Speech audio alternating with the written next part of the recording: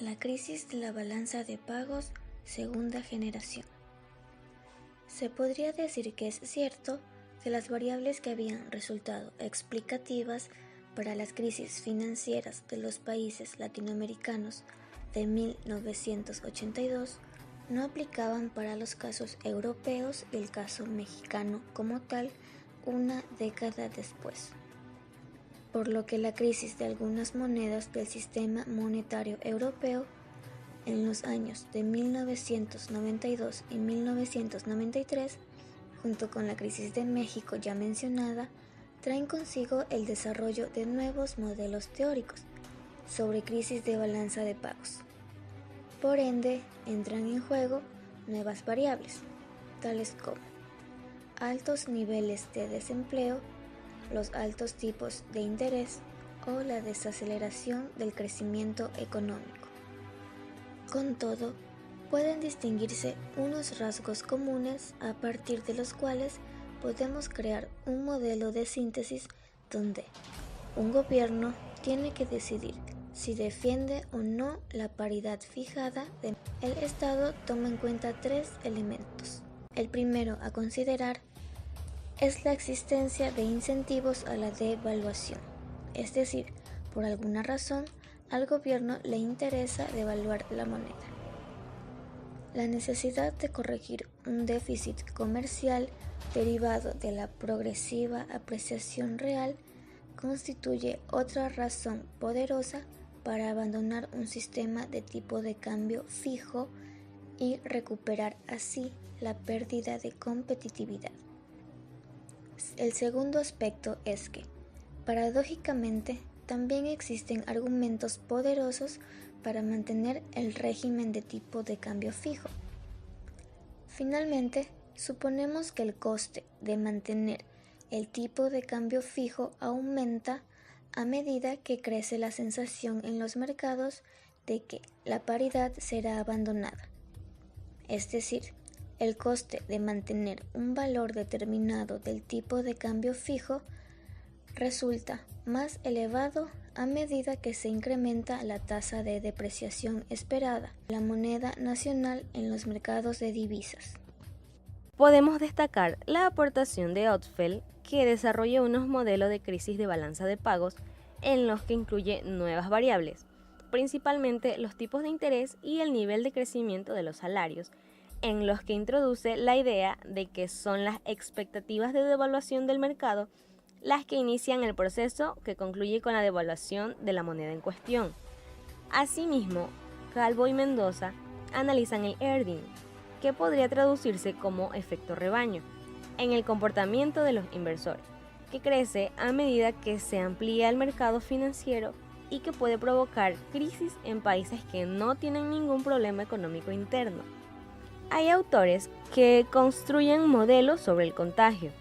Es el caso de Gerlach y Smet, que se centran en el contagio provocado por pérdida de competitividad de un país ante la devaluación de la moneda de un socio comercial, y Manson, que muestra cómo la crisis de un país hace más probable la crisis de otros países al aumentar las expectativas de devaluación en esos otros países y al margen del contagio provocado por la pérdida de competitividad.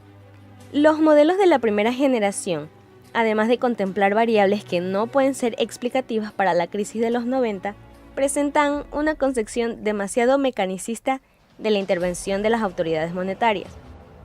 Los modelos consideran que el Banco Central tiene más alternativas aparte de la disminución de reservas para defender su política cambiaria. Algunas posibilidades serían tomar prestadas reservas de bancos centrales de otros países, elevar los tipos de interés o establecer algunos controles de cambio.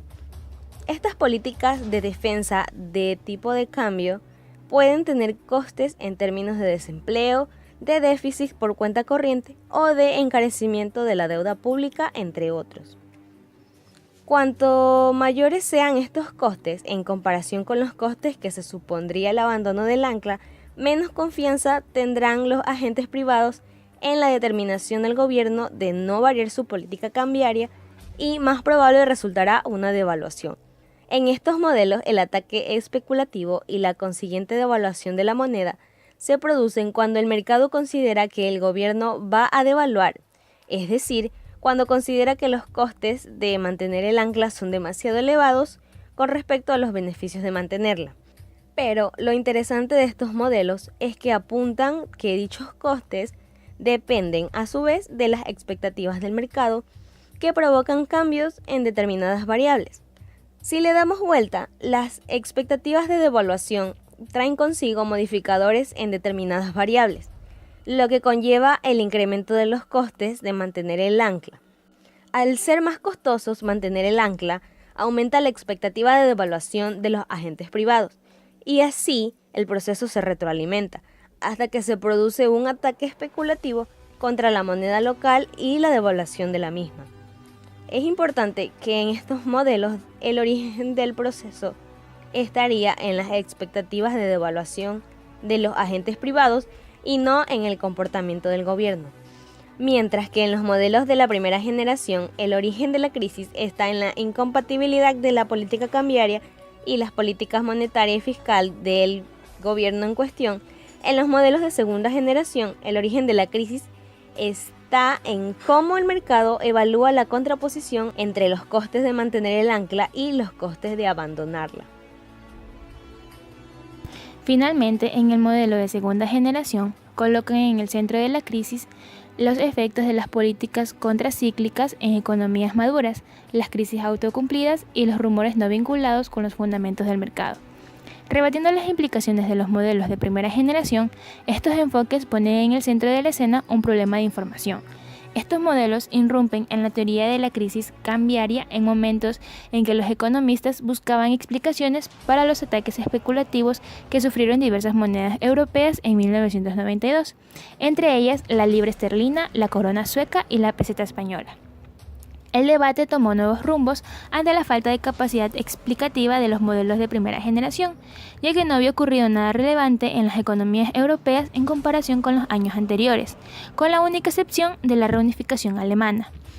Estos modelos remarcan que la caída de reservas puede no ser la causa de las crisis cambiarias y se concentran en la preocupación de los gobiernos por combatir el desempleo, pero se les presenta un conflicto de objetivos entre bajar la inflación y mantener la actividad económica. Los tipos de cambios fijos ayudan a mantener el primer objetivo global, pero el costo de pérdida de competitividad y recesión. Con precios rígidos, las devaluaciones restauran la competitividad y ayudan a eliminar el desempleo, alentando a las autoridades a abandonar la paridad fija durante las recesiones. Según este enfoque, las autoridades utilizan el tipo de cambio como un instrumento de política para lograr pleno empleo, aunque frente a este beneficio se eleva el costo de reputación, ya que una vez que el gobierno devalúe, le costará más hacer creíble una nueva fijación del tipo de cambio. El público, por su parte, desconociendo cuál es el objetivo devaluatorio del gobierno, tratará de anticipar el momento y la magnitud de una eventual devaluación. Y estas expectativas de devaluación elevarán la tasa de interés, reduciendo el nivel de actividad.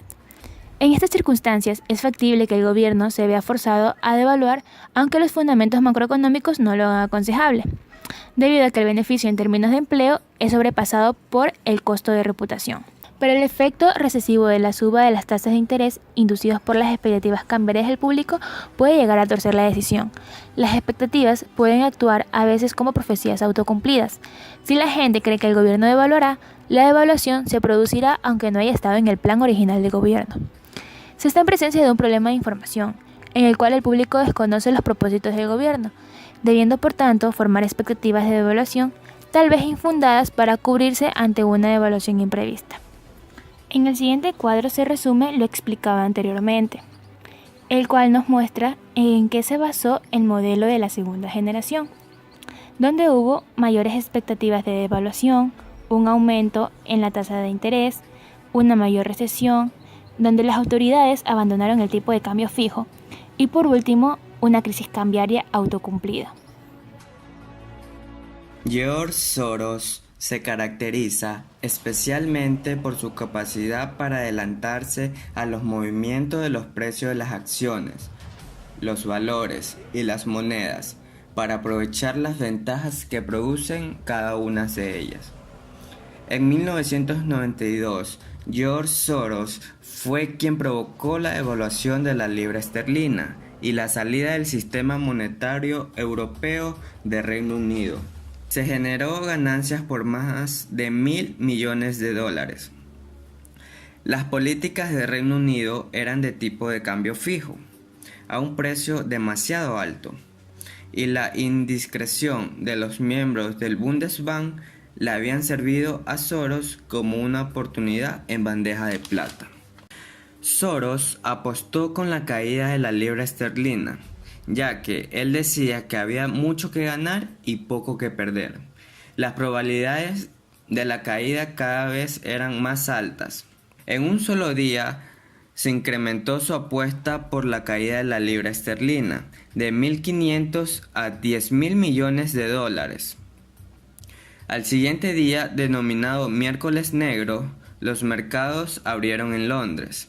Los funcionarios del Tesoro británico se vieron asombrados como miles de millones de dólares en libras esterlinas habían sido vendidos en los mercados, y que el tipo de cambio de la libra esterlina caía a niveles que dejaban peligrosamente muy cerca de los niveles del tipo de cambio establecidos. A las 7:30 p.m. en Reino Unido, el mismo país abandonaba el tipo de cambio fijo y dejaron que la libra esterlina fluctuara libremente.